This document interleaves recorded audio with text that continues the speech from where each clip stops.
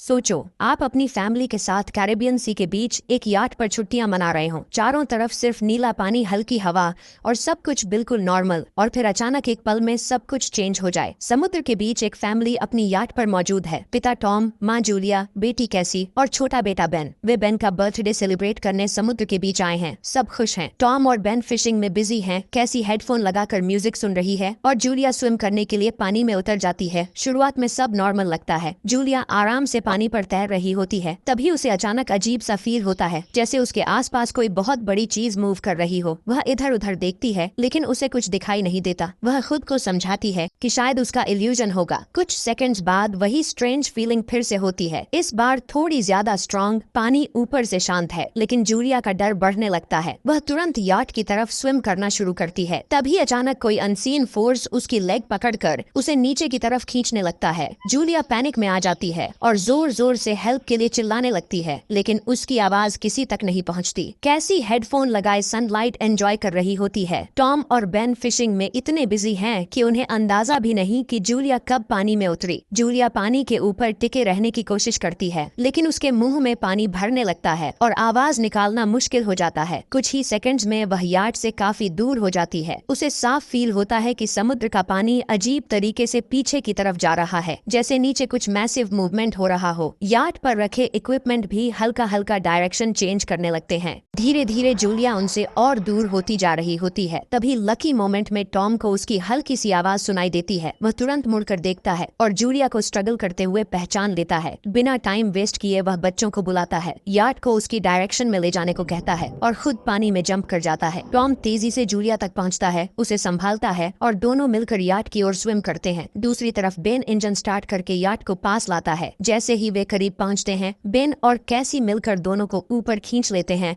Julia की जान बच जाती है, लेकिन समुद्र अभी भी पूरी तरह नॉर्मल नहीं हुआ है। जूलिया को ऊपर खींच लेने के बाद पूरा फैमिली उसे संभालता है।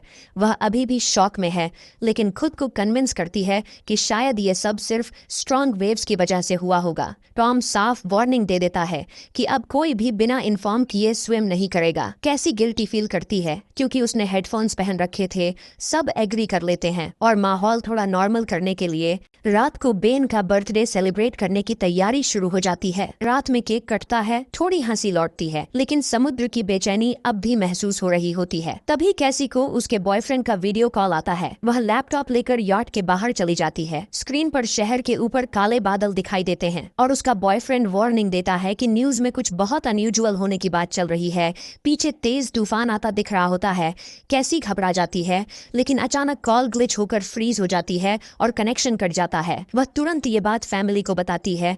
टॉम कहता है कि शायद लैंड से दूर होने की वजह से सिग्नल वीक है, लेकिन तभी सबको बाहर से एक अजीब सी साउंड सुनाई देती है।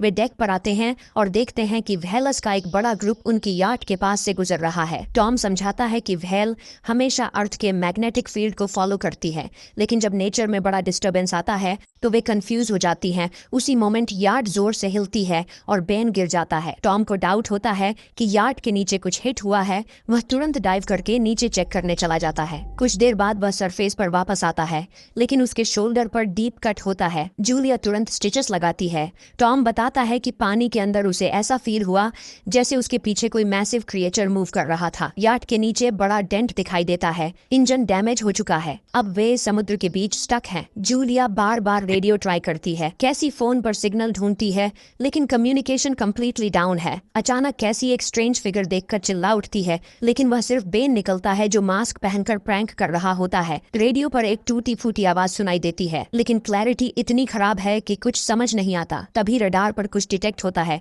और एक अजीब हाई पिच्ड साउंड सुनाई देती है। पूरा फैमिली बाहर दौड़ कर आता है और शॉक में देखता है कि आसमान से आग के गोले गिर रहे हैं। पहले वे उन्हें मीटियर समझते हैं। जहाँ जहाँ वे गिरते हैं वहाँ ह्यूज एक्सप्लोजन होते हैं। एक ऑब्जेक्ट उनके काफी पास पानी में गिरता है। टॉम तुरंत इंजन स्टार्ट करने की कोशिश करता है। इंजन मुश्किल से चलता है, लेकिन तभी एक और ऑब्जेक्ट उस एरिया को हिट करता है। याचट जोर से हिलती है और फैमिली एक दूसरे को कसकर पकड़ लेती है।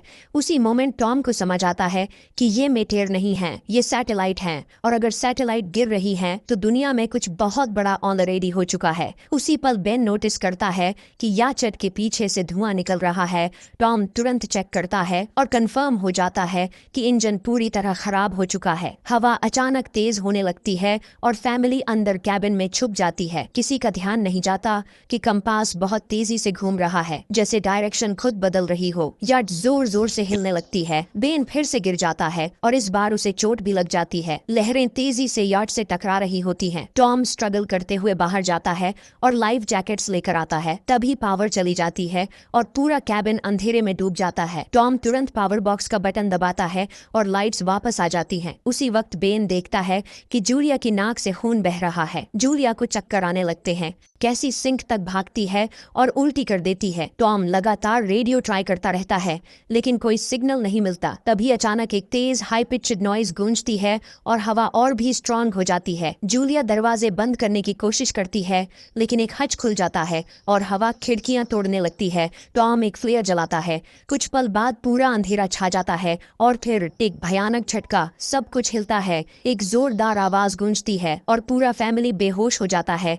जब उन्हें होश आता है वे जिंदा हैं। उन्हें चोटें लगी हैं। यार्ड में छोटे बड़े होलस हो चुके हैं लेकिन अंदर पानी नहीं आ रहा। सब शॉक में बाहर निकलते हैं और जो नजारा सामने होता है वह किसी नाइटमेयर से कम नहीं। समुद्र गायब हो चुका है। यार्ड अब जमीन पर अटकी हुई है। चारों तरफ सूखी समुद्री जमीन, बिखरी मछलियां, गड्ढे और पहाड़ जैसे उभरे हुए हिस्से, जैसे वे किसी दूसरी दुनिया में आ गए हों। जहां कल रात तक पानी था वहां अब सूखी धरती फैली है। कैसी फोन पर सिग्नल चेक करती है लेकिन नेटवर्क पूरी तरह डाउन है। बेन दो मरे हुए केकड़ों को देखता है और समझ नहीं पाता कि ये क्या हो गया। टॉम कंपास निकालता है और देखता है कि वह उल्टा हो चुका है। नॉर्थ पोल और साउथ पोल की पोजीशन रिवर्स हो चुकी है। इसी वजह से समुद्र का सारा पानी दूसरी तरफ शिफ्ट हो गया है। टॉम समझाता है कि जहां पहले लोग जमीन पर रहते थे वहां अब समुद्र होगा और जो लोग वहां थे शायद बच नहीं पाए। ये सुनकर कैसी टूट जाती है। उसे यकीन हो जाता है कि उसका बॉयफ्रेंड अब इस दुनिया में नहीं रहा। वह कैबिन में खुद को बंद कर लेती है और अब उन्हें समझ आने लगता है कि जो कुछ हुआ है वह सिर्फ एक स्टॉर्म नहीं था, ये पूरी दुनिया के लेवल का चेंज था। कैसी अपने दर्द में टूट चुकी होती है। जब जूलिया उसे समझाने की कोशिश करती है तो वह उसे दूर कर देती है और अकेले छुपने चली जाती है। इधर जूलिया और टॉम बची हुई सप्लाईज चेक करते हैं। उनके पास लिमिटेड फूड और वाटर बचा है। बेन अपने बर्थडे बैलून को एक पत्थर से बांधकर हवा में छोड़ देता है, इस उम्मीद में कि शायद कोई सर्वाइवर उन्हें देख ले। टॉम एक बार फिर रेडियो ट्राई करता है। इस बार अनएक्सपेक्टेड तरीके से सिग्नल कनेक्ट हो जाता है। दूसरी तरफ एक आदमी की आवाज सुनाई देती है। उसका नाम नाव है और वह एक सबमरीन का कैप्टन है। उसकी सबमरीन भी सूखी जमीन पर अटकी हुई है। वह कंफर्म करता है कि अर्थ के मैग्नेटिक पोल रिवर्स हो गए हैं। इसी वजह से ओशन पीछे हट गया है और जमीन डूब गई है। वह बताता है कि कम्युनिकेशन सिस्टम्स पूरी तरह डाउन हैं और उसने अभी तक कोई और सर्वाइवर्स नहीं देखे। सबसे डराने वाली बात वह यह बताता है कि पल्स दोबारा रिवर्स होंगे और लगभग एक हफ्ते में समुद्र अपनी जगह वापस आ जाएगा। लेकिन जब पानी लौटेगा तो उसकी लहरें बेहद खतरनाक होंगी। कैप्टन वार्न करता है कि जितनी जल्दी हो सके ऊंची जगह पर पहुंचो क्योंकि लो ग्राउंड पर कोई नहीं बचेगा। वह बताता है कि क्रैश में उसका पार्टनर मारा गया और सबमरीन में सिर्फ 3 लोगों की जगह है। यह सुनकर टॉम और जूलिया अपने बच्चों के लिए रिक्वेस्ट करते हैं। वे कैप्टन से कहते हैं कि किसी तरह उनके बच्चों को बचा ले। कैप्टन कोऑर्डिनेट्स देता है। टॉम कैलकुलेशन करता है कि वहां तक पहुंचने में लगभग 2 से 3 दिन लगेंगे। वह फैमिली से कहता है कि आज रात रेस्ट करो, सुबह निकलना होगा। अगली सुबह फैमिली अपना सामान पैक कर रही होती है। तभी टॉम को पास में कुछ मूवमेंट दिखाई देता है। एक लंगड़ा आदमी हाथ में हार्पून लिए, साथ में एक कुत्ता जो लगातार भौंक रहा है। टॉम उसे घायल समझकर हेल्प करने आगे बढ़ता है। वह पानी की बोतल देता है। वह आदमी अजीब लैंग्वेज में कुछ बोलता है जो टॉम समझ नहीं पाता, लेकिन जैसे ही वह पानी पीता है अचानक बोतल से टॉम के सिर पर वार करता है और चेहरे पर जोरदार किक मार देता है। कुछ ही पल में सिचुएशन बदल जाती है। जिसे टॉम हेल्प समझ रहा था वह असल में मौत लेकर आया था। जूलिया डर के मारे भागती है लेकिन तब तक देर हो चुकी होती है। वह आदमी टॉम के पेट में हार्पून घुसा चुका होता है। टॉम कुछ पल तड़पता है और फिर वह दरिंदा उसकी गर्दन काट देता है। सब कुछ ही सेकंड्स में खत्म हो जाता है। अब वह आदमी जूलिया के पीछे दौड़ता है और हार्पून फेंकता है जो उसके शोल्डर में लग जाता है। दर्द के बावजूद जूलिया खुद को संभालती है और यार्ड के अंदर भागती है। वह तुरंत कैबिन में बच्चों को छुपने के लिए कहती है। दरवाजा लॉक करती है। कैसी और बेन सोफे के अंदर छुप जाते हैं। जूलिया कैसी के हाथ में फ्लेयर गन थमाती है और खुद नाइफ लेकर बाथरूम में छुप जाती है। दरवाजे पर जोरदार धक्के पड़ते हैं। कुछ ही पल में वह आदमी अंदर घुस आता है। पहले वह खाना देखता है और भूखे जानवर की तरह खाने पर टूट पड़ता है। फिर पूरे यार्ड में सर्च शुरू करता है। आखिर वह बाथरूम की तरफ बढ़ता है, लेकिन जूलिया एक छोटे होल से बाहर निकल चुकी होती है। उसे लगता है कि जूलिया भाग गई है, लेकिन उसका डॉग जूलिया को देख लेता है और भौंकने लगता है। कुत्ता उस पर झपटता है और मजबूरी में जूलिया उसे नाइफ से मार देती है। कुत्ते की चीख सुनकर वह आदमी बाहर आता है। अपने डॉग की लाश देखकर वह पागल हो जाता है। इसी बीच जूलिया यार्ड के दूसरे साइड से ऊपर चढ़कर टूटी हुई खिड़की से अंदर घुसने की कोशिश करती है, लेकिन वह आदमी पहले ही वहां पहुंच जाता है। वह उसे पकड़कर जोर से पंच मारता है। जूलिया नीचे गिर जाती है। वह फर्नीचर पकड़कर खुद को बचाने की कोशिश करती है, लेकिन वह उसे लात मारकर दूर फेंक देता है। वह उसकी कलाई पर पैर रखता है ताकि नाइफ छूट जाए। उसके बाल पकड़कर चेहरा जमीन पर दे मारता है और सोफे पर फेंककर गला दबाने लगता है। कैबिन में छुपे बच्चे ये सब देख रहे होते हैं। तभी कैसी हिम्मत जुटाती है और फ्लेयर गन चला देती है।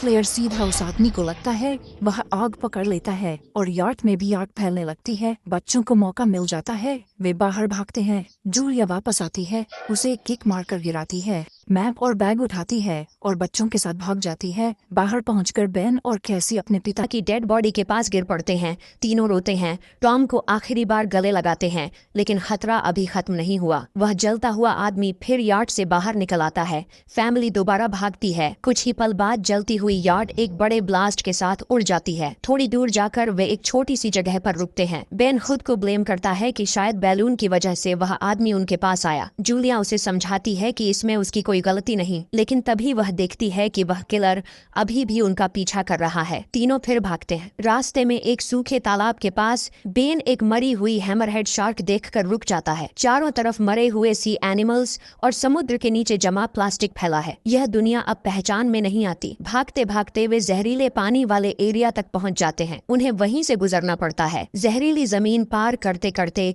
उनकी हालत खराब हो जाती है। जूलिया नोटिस करती है कि बेन डिहाइड्रेशन के करीब है। जब वह पानी की बोतल चेक करती है तो शॉक होता है। पानी लगभग खत्म है। कैसी रियलाइज करती है कि शायद उसने बोतल ठीक से बंद नहीं की थी। जूलिया गुस्से में चिल्लाती है। कैसी टूट चुकी है और कहती है कि शायद वे बचेंगे ही नहीं। दोनों के बीच बहस होती है, लेकिन चलना रुकता नहीं। आगे उन्हें एक क्रैशड प्लेन दिखाई देता है। पहले वे डर जाते हैं, लेकिन अंदर सिर्फ कुछ बर्ड्स होते हैं। वे डिसाइड करते हैं कि रात प्लेन के अंदर बिताएंगे। थोड़ा स्नैक्स शेयर करते हैं। जूलिया को टॉम की जैकेट में एक फैमिली फोटो मिलती है। उसे देखते ही उसका दिल टूट जाता है। कैसी धीरे से पूछती है कि उनके मॉम डैड की लव स्टोरी कैसे शुरू हुई थी।